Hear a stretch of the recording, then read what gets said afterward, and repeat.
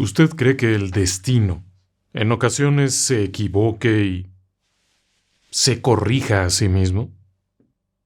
¿O usted piensa que a veces las personas tienen un destino que va más allá y que por lo tanto no pueden fallecer en un cierto momento, sino que pareciera que todo se conjuga para que sobrevivan, en tanto que otras personas simplemente les llega su momento de las formas más extrañas que pueda haber? Esta noche me gustaría platicar con ustedes de algunos casos extraños, muy extraños, todos ellos relacionados, todos ellos involucrados, todos de alguna manera nos enseñarían que había algo más, que esas personas tenían que sobrevivir porque había algo más. Y aún frente a la tragedia, no podían morir. ¿Raro?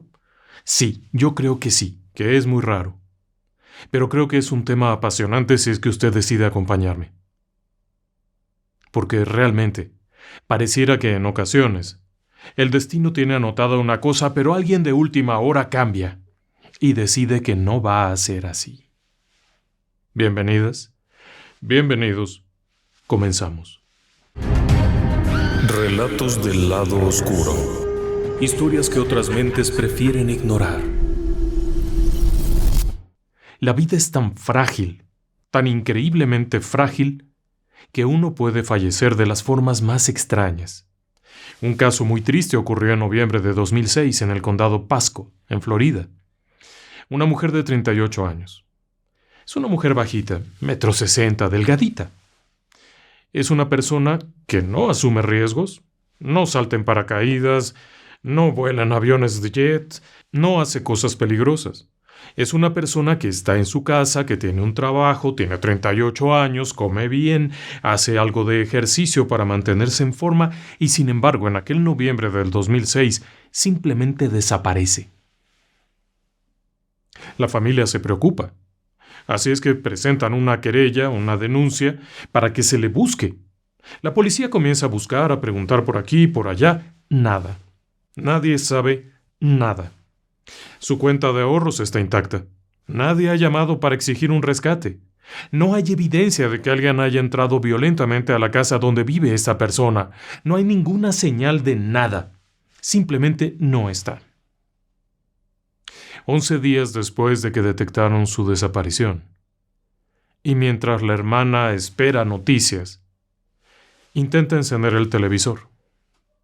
Pero el televisor no prende. Es algo que ya les ha pasado antes. Con frecuencia, mientras jalan los cajones de una cajonera, se desenchufa y hay que agacharse para volverlo a enchufar. Al acercarse para ajustar el enchufe, es decir, la conexión eléctrica, observa que detrás del gabinete donde está el televisor hay unos pies. Sí, es ella. Esa chica que falleció cuando se subió en un banquito para alcanzar a estirarse, meter la mano atrás de un mueble y mover la clavija, el conector del aparato de tele. En el momento que hizo aquella maniobra, le gana el peso, cae de cabeza, se queda en esa posición, como nadie le escucha, y es una persona tan pequeña y tan delgadita, no tiene la fuerza para empujarse y derribar aquel mueble. Minutos después, la presión sanguínea se acumula contra la cabeza y la lleva a la muerte. Una persona que no corría ningún riesgo. Simplemente el destino dijo, bueno, no tengo un accidente de esquí, no tengo un accidente aéreo, no vas a correr coches de carreras, ni vas a bucear en el fondo del mar. De alguna manera, tu tiempo se acabó y es hora de irse. Pero hay otras personas a lo largo de la historia que evidentemente el destino dijo, no, todavía no es hora, corrijan, tachen, hagan lo que tengan que hacer, pero esta persona tiene que vivir. Lo más curioso es que 4 casos históricos están relacionados con un mismo fenómeno, el hundimiento del Titanic. Por eso en la miniatura de este video está la foto del Titanic.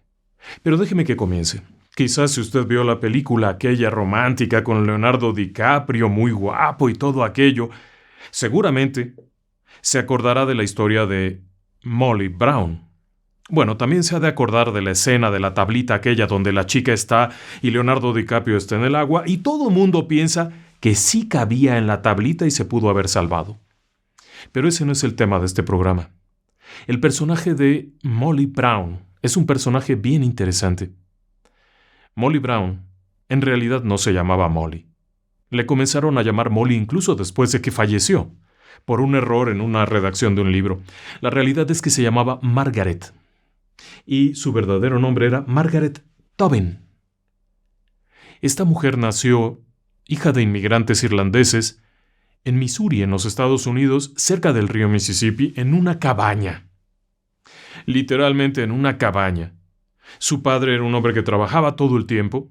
Su madre tenía que cuidar un montón de hijos de ella, más un montón de hijos del papá.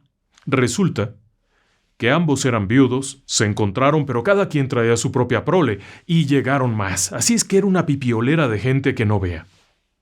Margaret no le gustaba mucho aquello porque realmente era una chica inteligente, muy guapa, con muchas metas en la vida, con muchos deseos, y vivir ahí a la orilla del río con mosquitos y todo aquello no le gustaba. Finalmente un día se pasan a vivir al pueblo, en una casita diminuta como para 15 personas, todos amontonados, pero ella tiene la oportunidad de ir a una escuela. Cruzando la calle, era de una tía de ellos que tenía una pequeña escuela donde aprendió a leer y a escribir. Y siguió así la vida, era una vida de trabajo todo el tiempo, horrible. Cuando llega a la edad de 18 años, Margaret viaja con sus hermanos a Colorado, en donde se alojan en un nuevo lugar que resulta ser realmente una cabaña de 2 habitaciones, en donde viven los hermanos, la hermana, el esposo de la hermana. Vamos, aquello no ha de haber sido muy cómodo en lo absoluto. Pero ella consigue un trabajo. Su objetivo en la vida era conseguir un trabajo, conseguir dinero, poder sacar a su padre de la pobreza, poder ayudarlo a que tuviera cosas buenas, a que no tuviera que trabajar siendo ya mayor. Así es que consigue un empleo. Son 16 o 18 horas al día haciendo alfombras en una tienda. Y también cosiendo cortinas y todo lo que fuera. Es inteligente, sabe, y comienza a verse rápido su habilidad, porque además de todo, le gustan las cosas finas. Entonces cuando llegan telas, por ejemplo, de Francia, es la primera que las toca para aprender de los géneros, saber todo esto, diferenciar entre una cosa y otra, y es muy ágil. Lo que hace que cuando venga un cliente, la que se presenta siempre es Margaret. Y Margaret, con aquella propiedad, les explica de los tejidos, de los puntos, las diferencias, y esto la va haciendo primero muy popular. Cuando alguien quiere una tela fina, ya sea para un vestido, para un mantel, para algo, preguntan por Margaret. Es inteligente. Y de hecho, le encanta el francés. Ha estado leyendo algunas cosas y le gusta mucho todo esto. ¿Cómo le gustaría poder encontrar un hombre rico, pero muy rico, con el que se pudiera casar, que le pudiera pagar viajes, que pudiera sacar a su papá de la pobreza, que pudiera aprender a hablar francés, que pudiera hablar alemán? ¡Oh, tantas cosas buenas que hay en la vida! Pero terminando la visita de los clientes, vuelve a aquel lugar donde sigue trabajando todo el tiempo. Un día llega un muchacho muy simpático. Se llama James John Brown. JJ Brown. Es guapo, es simpático. Y es un emprendedor, es un hombre que trabaja en las minas, pero que además siempre tiene ideas y proyectos. A ella le hubiera encantado encontrar un hombre rico, que pudiera pagar todo, que pudiera sacar a sus padres de la pobreza. Pero este es un buen tipo. Es un gran tipo, de hecho. Le gusta cómo se mueve, le gusta que es inteligente, le gusta que es derecho, es correcto. Y no está feo, es guapo. Y ella es una chica encantadora. Las pláticas se vuelven muy agradables y un día decide, de todo corazón, aceptar a aquel hombre. No es el dinero, no lo hay. Es el amor. Margaret Maggie Brown, como le llamaban sus amigos, está enamorada de JJ. aunque solo sea JJ. En 1886 contraen matrimonio y se van a vivir a una casita pequeña. Él es muy trabajador, sí, pero lo que pagan por ser minero es muy poco. La realidad es que las condiciones de los empleados de las minas eran terribles. Margaret ve llegar a su esposo hecho pedazos, sucio, cansado, jornadas increíblemente largas, sin días de descanso. A ella todo eso le parece que está mal. Pero un buen día, algo cambia, diametralmente. Resulta que JJ, que era también muy inteligente, descubre una especie de mecanismo, algún proceso nuevo para extraer mineral de hierro, el famoso ore. Y esto hace que la mina donde trabaja crezca impresionantemente y él crece con la mina. Y le dan acciones y se vuelve socio, se vuelve parte de la administrativa de aquel lugar, parte de la administración y sigue ganando dinero hasta el punto en el que poco después compran una casa muy bonita. Hay dinero para todo. ¿Y sabe algo? Margaret, a pesar de que ahora es rica, atiende el comedor de los hijos de los mineros y da de comer a los mineros. Ella se encarga de ir a ver la preparación, de servir, de recoger, de todo esto. Es la esposa de JJ, que ahora es el señor JJ, con todo ese dinero que ha llegado de pronto. Ella sigue haciendo eso. Claro que al mismo tiempo, y dado que ya hay recursos, aprende a hablar francés. Pero como es una persona con una capacidad intelectual muy superior a la media, aprende francés, alemán, ruso e italiano. El ruso porque es muy necesario. Muchos de los trabajadores de las minas son rusos. Y necesita poder hablar el ruso. Italiano porque también hay muchísimos italianos. Francés es por gusto. Ese es por gusto. El alemán porque también hay muchos alemanes. Pero el francés es otra cosa. Y sí, Margaret se vuelve una figura de la sociedad de aquel entonces. Pronto tienen una casa de campo en donde hacen fiestas, en donde se reúne con la gran sociedad, pero siempre sin olvidar de dónde vienen. Ese es un detalle que poca gente sabe de Molly Brown. Primero, que no se llamaba Molly, sino Margaret, que todo el mundo la conocía como Maggie, pero que además era la presidenta del grupo de ayuda de no sé qué, la señora que se encargaba del tema tal, y luego comenzó la lucha por los derechos de la mujer. Margaret comenzó a trabajar por el derecho de las mujeres estadounidenses a votar y a ocupar cargos públicos. Se volvió una activista, mientras que JJ estaba ya metido en los negocios. Ella era una activista, una mujer que aparecía en sociedad, que lucía en sociedad, elegante, bien vestida, pero que al mismo tiempo estaba trabajando ¿para qué? Para que los mineros tuvieran más, para que las mujeres pudieran ir a la escuela, pudieran hacer esto. Vamos, se volvió una activista como pocas gentes. Era una vida rara, entre dos mundos, porque, vamos, déjeme decirle que podía reunirse con la gran sociedad, con los Astor, con la gente de los Rockefeller, y después irse a meter por allá lejos, en un lugar muy amolado, para supervisar que se hicieran bien las comidas. Esa era Maggie. Por supuesto que al final del día JJ y Maggie tendrían que tomar caminos separados. Era una época en la que el matrimonio era para toda la vida. La gente no solía divorciarse. Pero ella sí. En 1909, y de manera privada, sin mucho aspaviento, ella y JJ se separan. Tienen ya varios hijos y JJ le otorga una pensión estupenda, una pensión que le permite seguir viajando, seguir con su activismo político, seguir con su asistencia social y, claro, cualquier otra cosa que se ofrezca, JJ siempre está allí. Margaret declararía que en todo el mundo había conocido a los nobles, a la realeza, había conocido a políticos, había conocido a militares, había conocido todo tipo de personas, pero nunca había conocido un hombre como JJ. Y sí, un gran tipo. Ella viaja frecuentemente.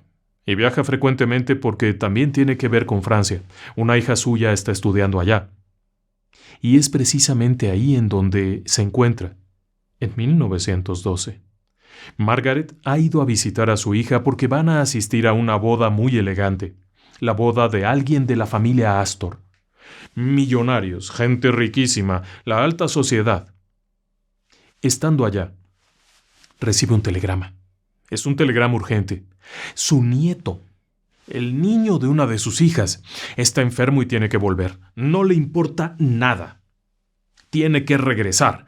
La hija le dice que ya no, que ya tiene cosas que hacer allá, no sé cuánto. No te preocupes, mijita, quédate aquí, que yo me regreso. Llega y compra el primer boleto que encuentra. En primera clase. Y resulta ser que el primer boleto que encuentra, en primera clase, es para abordar un barco nuevecito, de superlujo, precioso. Una cosa tremenda. Su nombre, RMS Titanic. Es abril de 1912. Maggie llega al puerto el 10 de abril e inmediatamente aborda. Unos días después el barco pasa por otros pasajeros y finalmente emprende el viaje. Maggie está contenta. Ha conocido personas simpáticas, ha platicado con el segundo oficial de a bordo, que es un caballero, el señor Light-Toller, y ha estado muy contenta. El capitán Smith la ha saludado, es decir, el capitán del barco. Es uno de esos barcos bonitos, cómodos. No es el más lujoso. No es el más lujoso del mundo, no, ni por mucho. Pero es muy buen barco. Hasta que de pronto, la noche del 14 de abril de 1912 se vuelve una pesadilla. A eso de las 11:40, el enorme barco choca contra un iceberg. Se corta una enorme rajada por un costado y aquello se empieza a hundir. Por supuesto que algunos caballeros opinan que sería absurdo que ese barco se hundiera, puesto que la propaganda decía que ese barco era inundible, y que el propio diseñador había dicho que ni Dios lo hundía. Así que hay gente que sigue tomando una copa, fumando un habano, la orquesta está tocando, hasta que de pronto el barco se empieza a ladear y se da la orden de abordar los botes salvavidas. Maggie se coloca un chaleco salvavidas, su abrigo, y se pone a organizar el desembarco, es decir, las mujeres y los niños deben subirse a los botes ordenadamente y de manera tal que puedan bajar y demás cosas. Ella se encarga de eso. Está parada junto a los oficiales dando órdenes porque no son muy eficientes. Están equivocados en cosas y ella ordena, y tú allí, y tú allá, y ese hombre se baja. Porque eran mujeres y niños, en medio de toda la confusión y de todo aquel desastre. Maggie se pone a organizar a las personas que van a subirse a los botes. Hasta que de pronto, y en medio de todo aquello, alguien le empuja. No cayó al mar. No cayó a una tablita y se quedó flotando, no. Cayó en el bote número 6. Inmediatamente intenta ver cómo se sube de nuevo para seguir organizando, pero es tarde. El bote salvavidas número 6 llega al agua y comienzan a remar. Ella toma uno de los remos, cosa que las otras pobres damas que van ahí todas aterradas no se mueven, están congeladas del susto, no del frío, del susto. Ella toma un remo y se pone a remar, y de pronto el hombre que va ahí, el marinero que lleva el control del bote, empieza a alejarse. Y ella le dice, ¿pero qué te pasa? ¡Regresa! ¡Vamos a rescatar gente! Y aquel hombre le dice que no, que si regresan, al momento de hundirse el barco, los va a succionar. Pero peor aún, al momento de que se acerquen a donde están todas aquellas personas, seguramente todos van a quererse subir y los van a volcar. Él no va a hacer eso. Entonces Maggie se levanta de su lugar, hace que el bote se mueva todo y le dice, o regresamos o te tiro del bote. Por supuesto, ante semejante declaración, pues no había mucho que hacer. Regresaron y rescataron a algunas pocas personas. Entre ellos, un hombre. Debe de haber sido un empleado de algún lado que estaba herido. Después de eso, comenzaron a remar alejándose del hundimiento, para que no succionara el bote. Cuando llegó el Carpathia, el famoso barco, el Carpathia, el que rescató a las personas, a los sobrevivientes, ella estaba entre los rescatados. A bordo del Carpathia se encargó de ver que las personas estuvieran cómodas, que se les suministrara alimentos. Ella estaba completa, no tenía nada. Algún tiempo después, cuando regresan a los Estados Unidos, ella volvería a las andanzas y volvería a la lucha, y a la lucha cívica y a pelear. De hecho, fue candidata al Senado. Sí, en una época en la que no había mujeres en el gobierno. Maggie Brown fue candidata al Senado, pero no se quedó. No es que haya perdido la elección. Abandonó la campaña. Abandonó la campaña porque estalló la Primera Guerra Mundial y ella se fue a Francia a trabajar con la Cruz Roja y a trabajar en el Comité de Reconstrucción de Francia, porque la guerra había hecho estragos y estaba haciendo estragos. Y no solo eso, sino que además se dedicó a ayudar a las personas que regresaban lastimadas, a organizar todo tipo de cosas, si bien ella no era enfermera. Se dedicó a organizar de regreso a los Estados Unidos, volvió a las andanzas una vez terminada la guerra, trabajando con los hospitales de veteranos, trabajando con la Cruz Roja, apoyando a diferentes organizaciones y luchando porque se aprobara el voto de la mujer. Fue una activista hasta el último día de su vida. Algo había. Esa mujer no debía morir. No debía morir ese día. Claro, hubo muchas más personas que sobrevivieron. Hubo 1000 y pico de personas fallecidas, pero hubo 700 y pico de personas que sobrevivieron. Así que usted pensaría, pues no tiene nada de especial. Pudo haber sido cualquier otra persona. Bueno, pues esta era Maggie Brown. Y dado su comportamiento y su deseo de ayudar y de sacar adelante, fue conocida como la inundible Molly Brown, que fue un error de redacción en 1933. En realidad, ella fallece en 1932.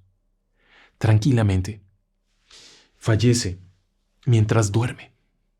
Se fue a dormir con toda calma y ya no despertó. Como si de pronto el destino dijera, bueno, cumplida la misión, ya te puedes ir. Y emprendió el camino hacia el arco iris.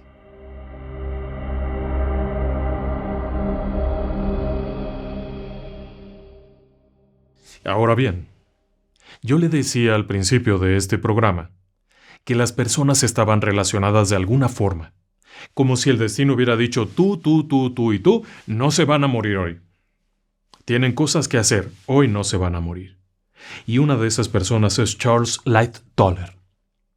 Lightoller prácticamente nació con agua de mar en las venas. Se enroló como aprendiz de la Marina a los 13 años. Era un niño. Y así comenzó a navegar. Pero así también comenzó a vivir experiencias locas. De hecho, en 1890, cuando tiene unos 16 años, se encuentra a bordo de un barco conocido como el Hull Hill, y se encuentra precisamente navegando en el Océano Índico, cuando de pronto aquello comienza a tener problemas y termina encallado y despedazado en una isla. Era un barco de vela. El primer oficial y varios de los oficiales mueren. El pequeño grupo de sobrevivientes se queda atorado en una isla. Y entre ellos está Charles Lightoller. Ese fue su primer naufragio. Aprendió las cosas que se pueden saber sobre cómo actúa la gente y a mantener la calma.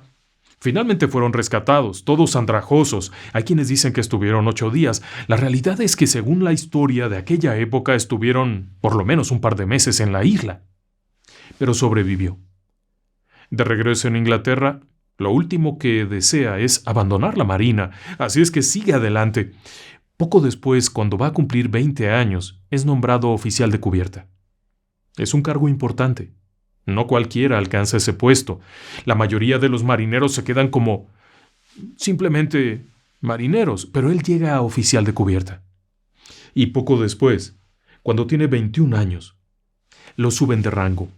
Charles Lightoller se convirtió en un gran marino.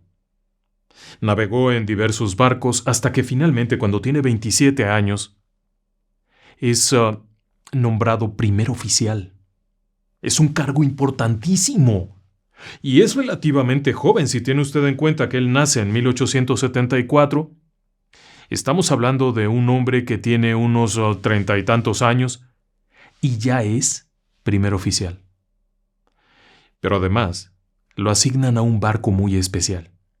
Lo asignan, ni más ni menos que al SS Majestic, de la flota inglesa, en donde se vuelve una figura muy destacada. Navega varios barcos después de esto hasta que finalmente, en 1912, lo invitan a participar como segundo oficial del Titanic. Sí. No le permitieron ser primer oficial porque había un oficial dentro de la línea que era mayor en edad y mayor de experiencia. Así que el capitán Smith ordenó que ese fuera el primer oficial y que Lightoller fuera el segundo oficial. Sin embargo, el primer oficial no era muy bueno en lo que hacía y Lightoller era realmente quien controlaba aquello después del capitán. Todo marchaba bien. La carrera de este hombre era ascendente. Aquella noche, sin embargo, algo cambiaría. Cerca de las 11 de la noche, después de haber estado casi todo el día en el puente y controlando aquello, se retira a sus aposentos. Es el cambio de turno. Se recuesta, después de ponerse la pijama y tomar algo de cenar, cuando de pronto siente una extraña vibración. Lightoller salta de su camastro, corre hacia la cubierta, ¡en pijama! Se asoma y se da cuenta que el barco ha chocado contra algo. Y alcanza a ver una mole de hielo. Decide regresar, ponerse algo de ropa y subir a toda velocidad para revisar qué está ocurriendo. Lightoller sería el primero en darse cuenta que ese barco estaba condenado. Pidió autorización para comenzar a subir a las personas en los botes salvavidas, pero le dijeron que no era oportuno. Minutos después, vuelve a insistir, y no sería sino hasta mucho rato después cuando el propio capitán Smith es quien le autoriza a comenzar a abordar los botes salvavidas, y es cuando comienza a ordenar. De hecho, Maggie Brown estaba en la cubierta cuando Lightoller estaba organizando aquello. Ambos estaban allí. Lightoller era muy estricto, solo mujeres y niños. Porque muchos hombres intentaban subirse al bote para salvar la vida. Pero la orden era primero mujeres y niños, y él se encargó de eso. Uno por uno de los botes fue bajándolos, siempre viendo que fueran lo mejor ordenados. Era un hombre muy disciplinado. En un cierto momento junto a él hay otra persona, es otro hombre, otro oficial. Lightoller se voltea y aquel hombre le dice: ¿por qué no abordas un bote? Vamos a necesitar que alguien los guíe.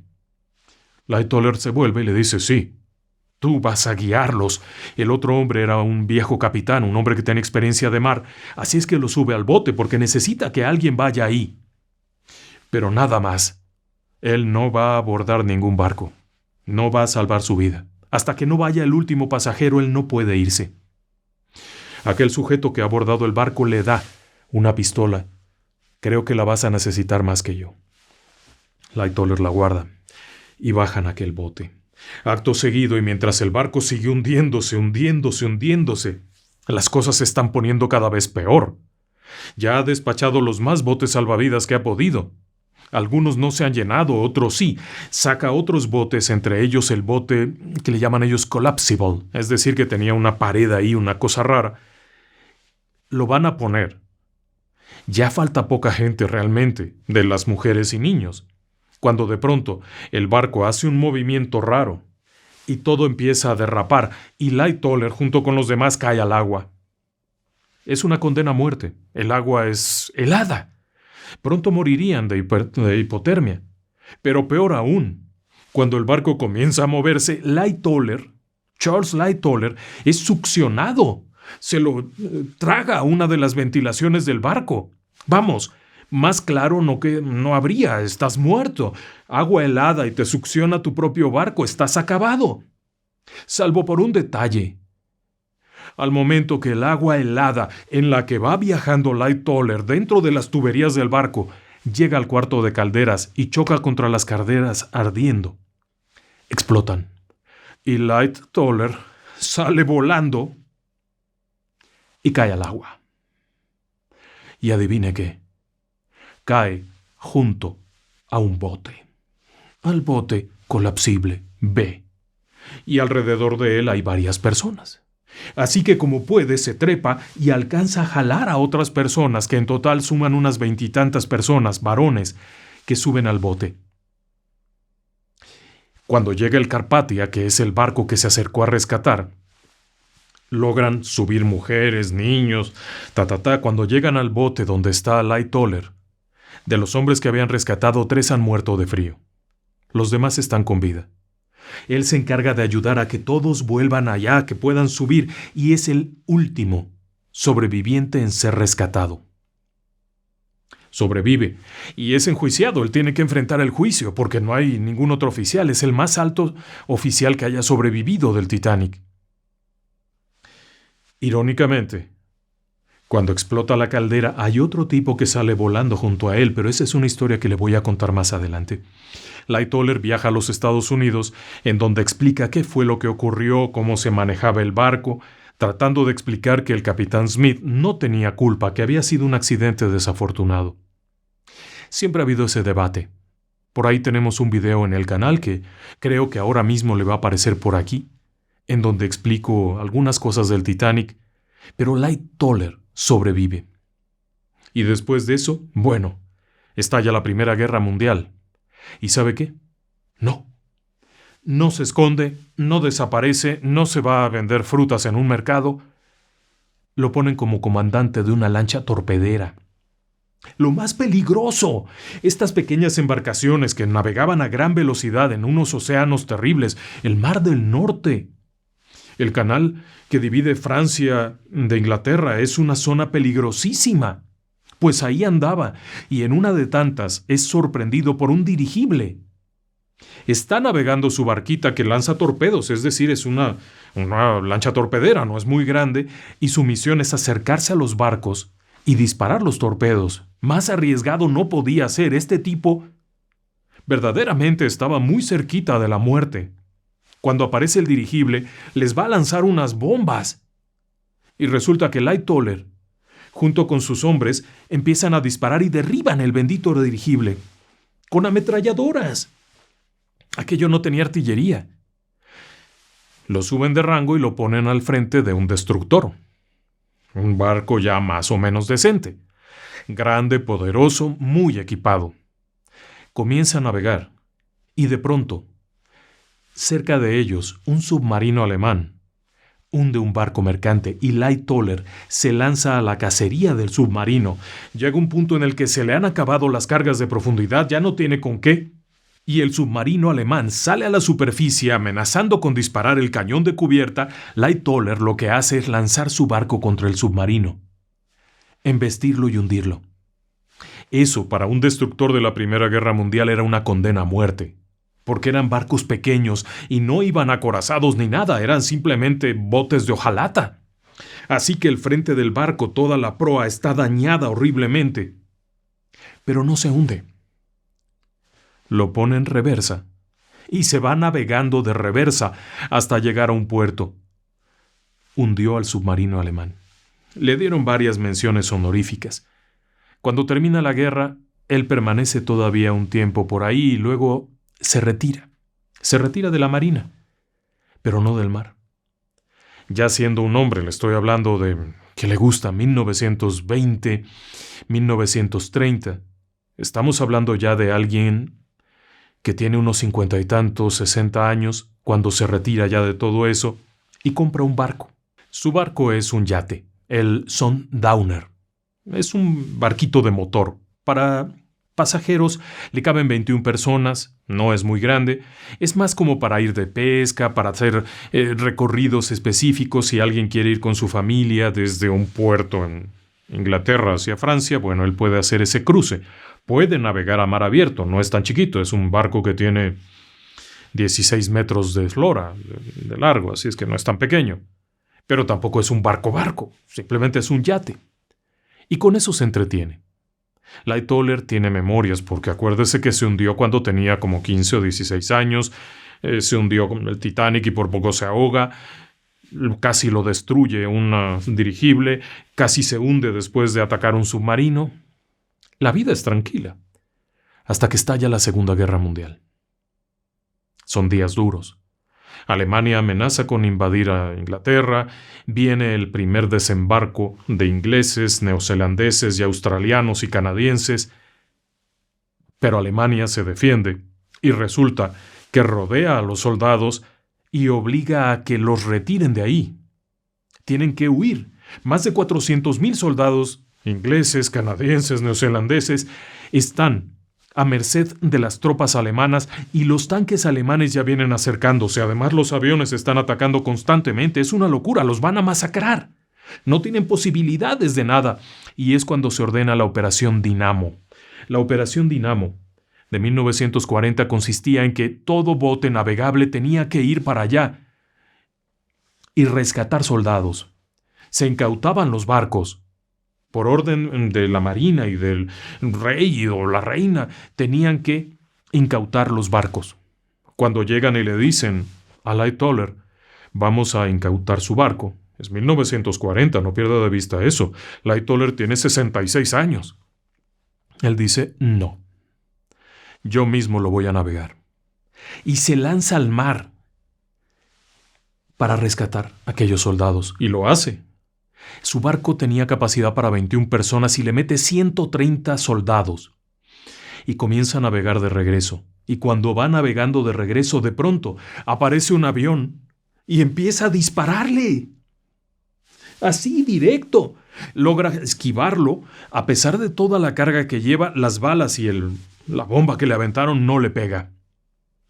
Pero déjeme decirle que cuando iba de camino a Dunkerque, había un barco en llamas.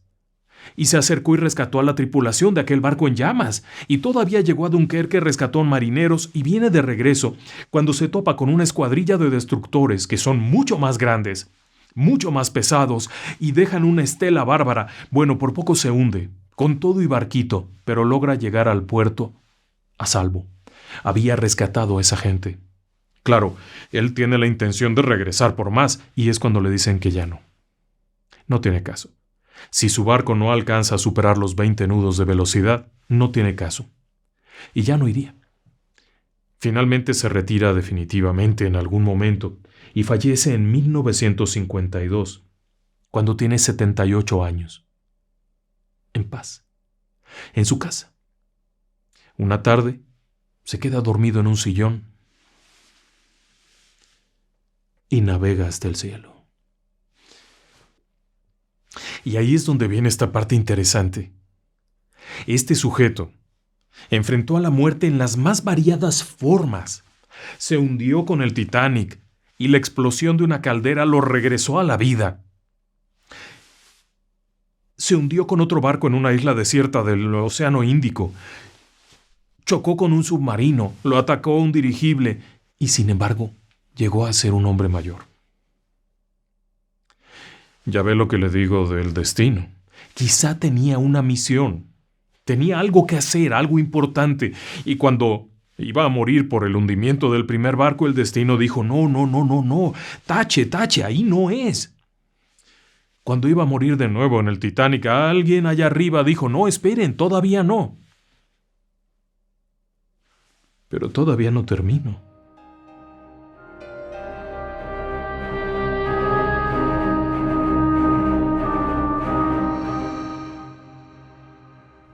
La parte más curiosa de esta historia que le estoy contando es que todos los personajes están relacionados. Aun cuando, en la vida real, parecería poco probable que se relacionaran de alguna forma, todos están de alguna manera relacionados. Lightoller estaba en la cubierta del Titanic junto con Maggie Brown, y ambos sobrevivieron, y ambos llevaron una vida tremenda. Pero la mujer de la que le voy a hablar ahora es todavía más extraño. De hecho, hay quienes aseguran que no es real esta historia, pero hay quienes aseguran que sí es real y que hay mucha documentación que lo acredita. Así es que hay opiniones muy encontradas. Pero el caso de Violet Jessop es especial. Comencemos porque en realidad es argentina. Nació en Bahía Blanca, en Argentina, hija de inmigrantes irlandeses. No tendría ningún sentido que se hubiera encontrado en el Titanic. Pero bueno, la historia es rara. Nace en 1887, más o menos al mismo tiempo que nacen Lightoller y también Maggie. Lo curioso es que su vida en Argentina no fue del todo buena. Su padre enferma y fallece. Y es cuando ella con su madre tienen que regresar a Inglaterra. Más o menos debe de haber sido 1903, si estoy en lo correcto. Tiene unos 16 años, y la madre entra a trabajar como camarera de barco.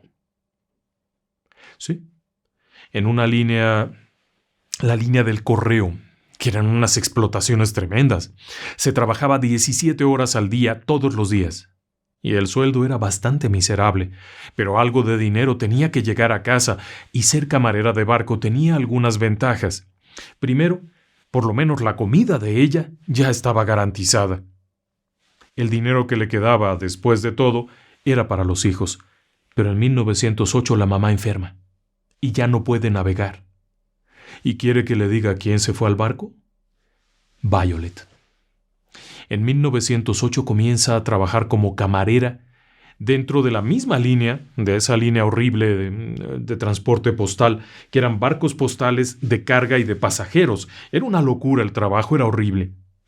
Pero es entonces cuando de pronto, un buen día, le cambian.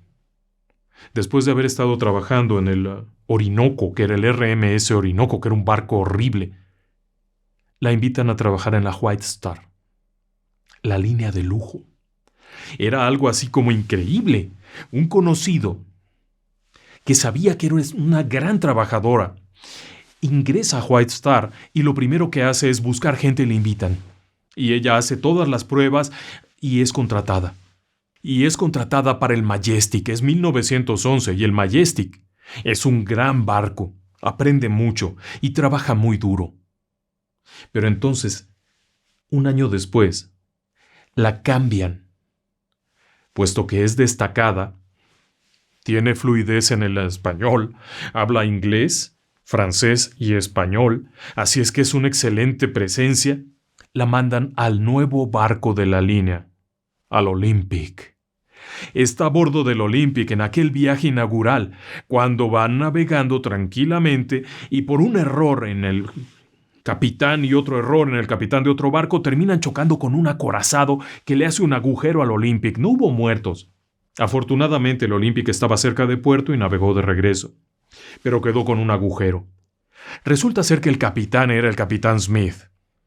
El mismo capitán Smith que estuvo platicando allá atrás con Maggie Brown, el mismo capitán Smith que consideró que Charles Lightoller estaría mejor de segundo oficial en el Titanic, el mismo capitán que hundió el Titanic, estaba en el Olympic con Violet Jessop.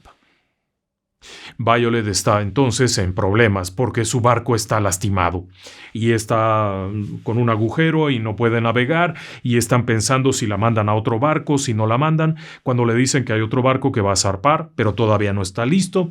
Bueno, son días de muchas preocupaciones. Tiene que atender otro barquito chiquito en lo que va y en lo que viene, hasta que un día le dicen, oiga, va a zarpar un nuevo barco y nos gustaría que estuviera allá, en primera clase.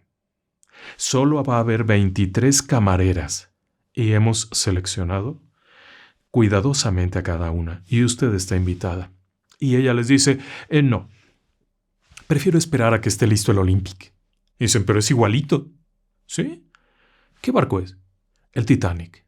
Es 1912. Y Violet Jessop aborda al Titanic. Es Abril. Y es camarera de primera clase. Sí, camarera, de las que atienden, de las que entran a las habitaciones. Y claro, ¿adivine con quién estuvo? Con Margaret Brown.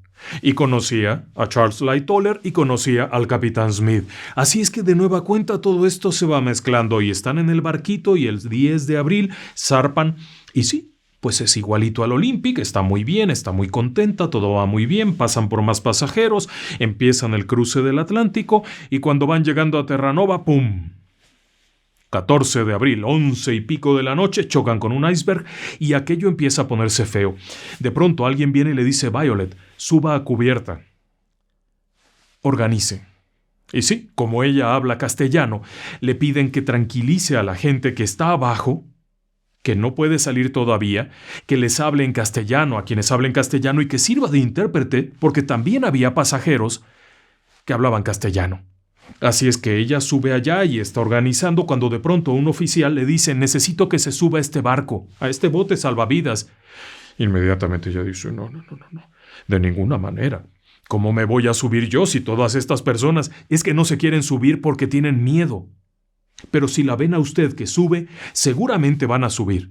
Bueno, subiré, pero me vuelvo a bajar. Sí, está bien. En eso se sube ella e invita a las personas a que se suban. Las mujeres y los niños se van acomodando cuando de pronto voltea y uno de los oficiales de cubierta le grita: ¡Atenta! ¡Tome esto! Y le lanza un bebé. Alguien había abandonado un bebé en cubierta. Así es que esta mujer agarra al bebé y ya no la dejan bajar. Estaba en el bote número 15. Llega al agua y empiezan a remar.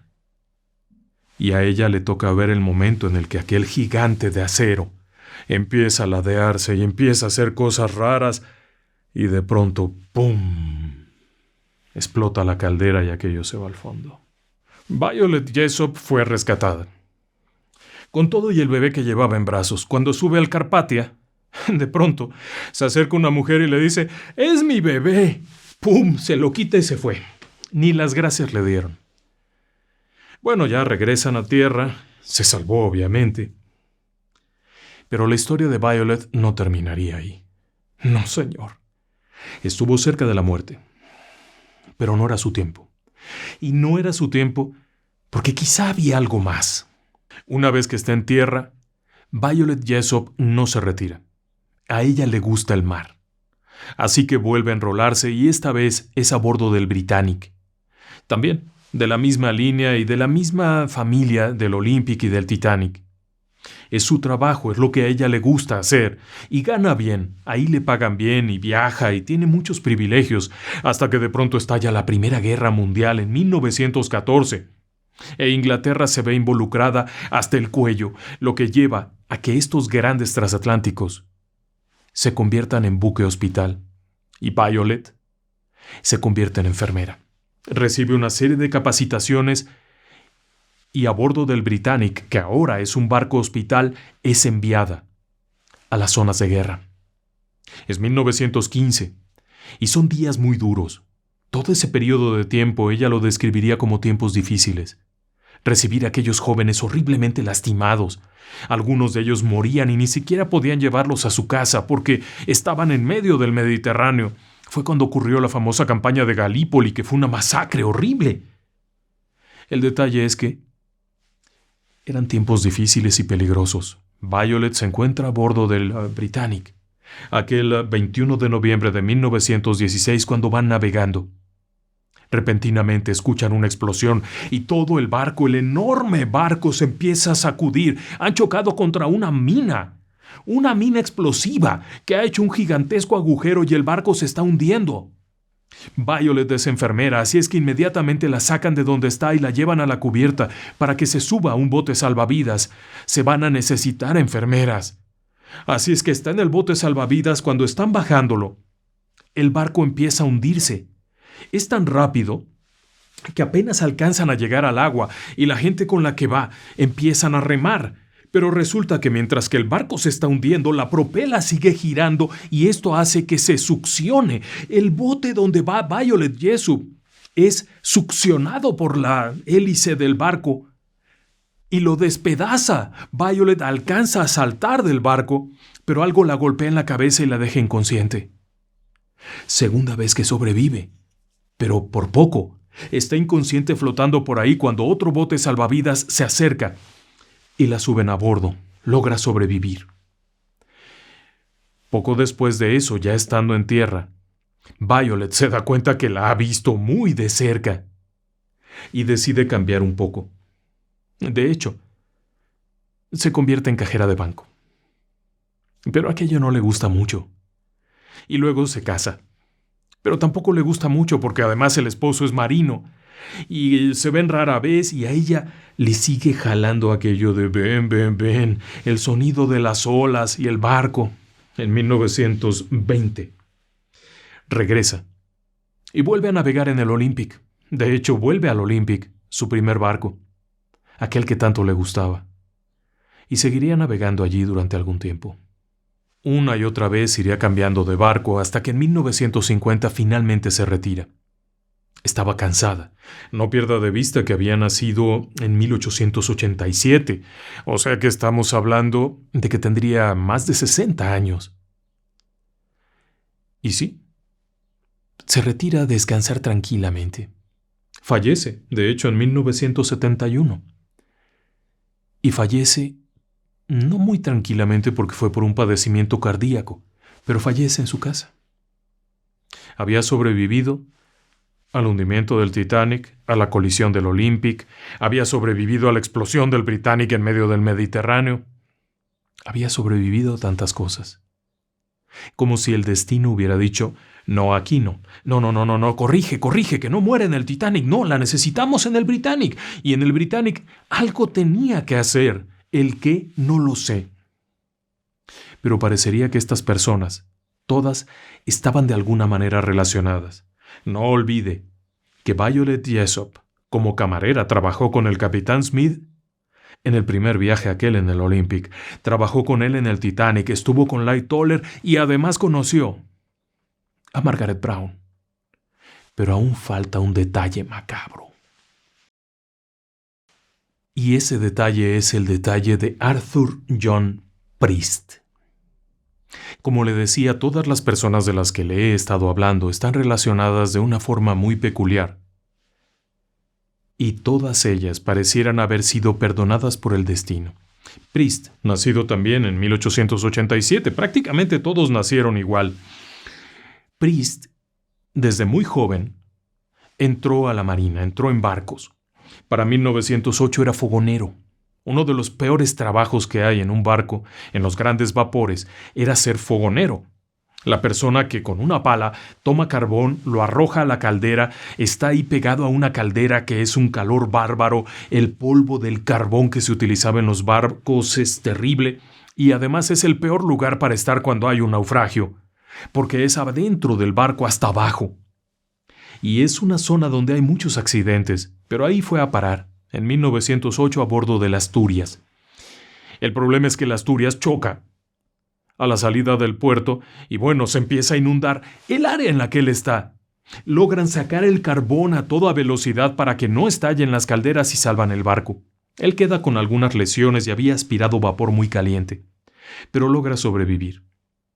Algún tiempo después, en 1911, cambia de empresa, deja la RMS y se va a trabajar a White Star.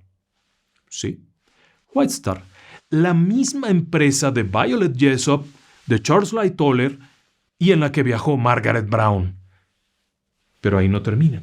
En ese 1911 empieza a trabajar en el Olympic, el mismo barco donde trabajó Violet Jessop y el capitán Smith. Y sí, está ahí cuando ocurre el accidente aquel. Afortunadamente, el accidente fue a proa y él trabajaba hacia popa, en la sala de calderas, más bien hacia el medio del barco. No le pasó nada, salvo el susto. En 1912 lo mandan al Titanic. Fogonero del Titanic. ¿Qué más puedes pedir en la vida? Bueno, en el mismo barco donde estaban todos los demás, choca aquello. Empieza a hundirse en la madrugada de abril, de aquel 15 de abril de 1912, y él está ahí abajo. Cuando se da la orden de abandonar el barco, obviamente ellos no están incluidos, los fogoneros no están incluidos en la orden de abandonen el barco. Así de simple. Ellos son los últimos, son los que tienen que mantener funcionando las bombas para que el barco permanezca a flote la mayor parte del tiempo. Y él como fogonero, su ocupación también era sacar el carbón para evitar que esto explotara, pero no lo logran a tiempo. Y él está ahí cuando explotan las calderas. Sale volando Lightoller y sale volando Arthur John Priest. Priest, con una pierna muy lastimada y algunas quemaduras, cae al agua y se queda ahí a flote, con una pierna medio congelada, muriendo. Cuando de pronto pasa junto a ellos el bote B.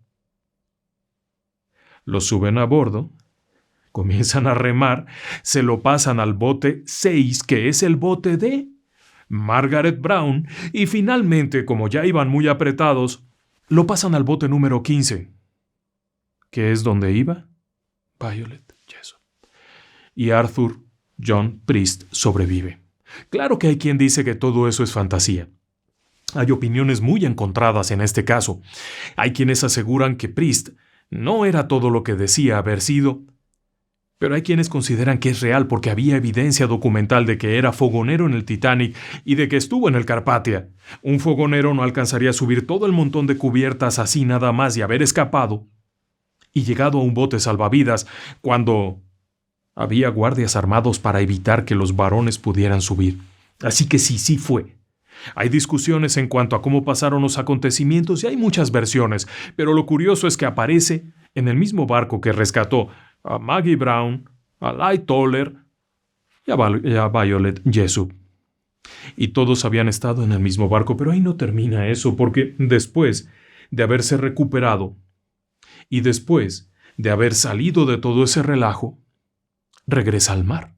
Porque es lo que sabe hacer.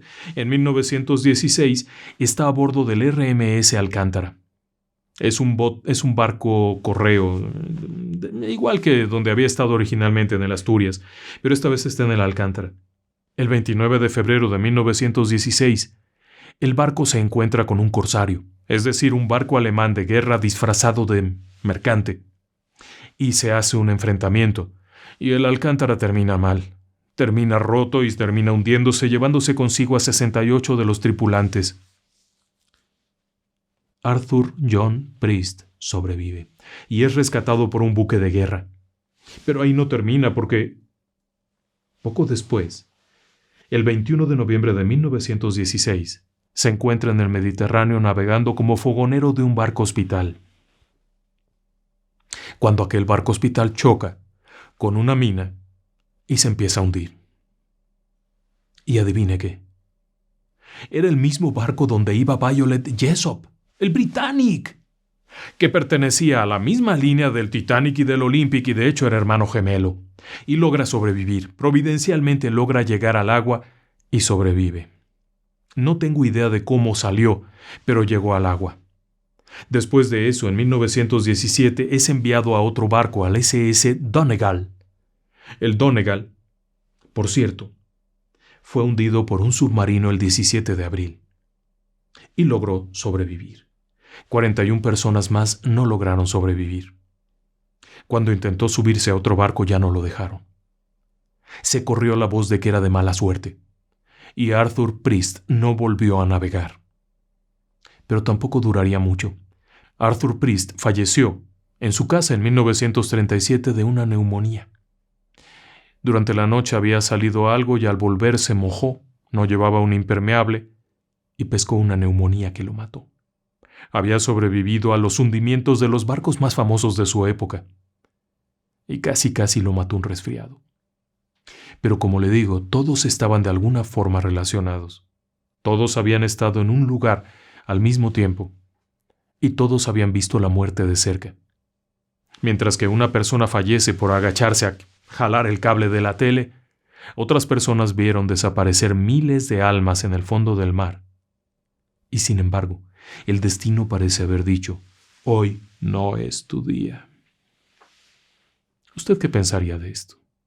¿Simples historias o realmente todos tenemos un propósito y el día que se termina ese propósito, comenzamos a navegar hacia el cielo? Gracias, buenas noches y que descansen en paz.